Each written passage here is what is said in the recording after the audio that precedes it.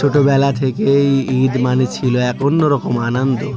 রাত ভোর উত্তেজনা, হইচই, নতুন জামা বালিশের পাশে রেখে ঘুমানো, বারবার উঠে দেখা ঠিক আছে কিনা।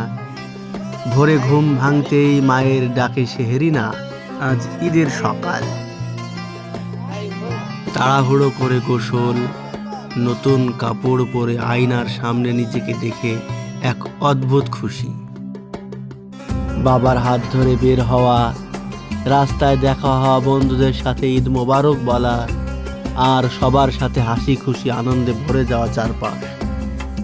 ঈদগাহে যাওয়ার সেই পথটা যেন আজও চোখে ভাসে। সবাই মিলে তাকবীর পড়তে পড়তে আল্লাহু আকবার ধ্বনিতে মুখরিত পুরো পরিবেশ। মনে এক অদ্ভুত শান্তি আর ভালো লাগা।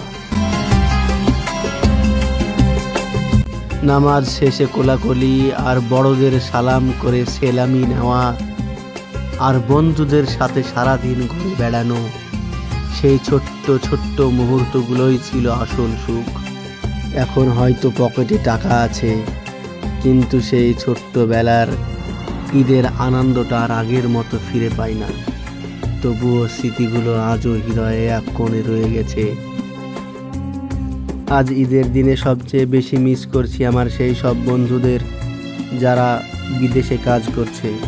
একসময় একসাথে ঈদগাহে যেতাম, হাঁটতাম, ঘুরতাম, আর আজ শুধু স্মৃতিগুলোই পাশে আছে।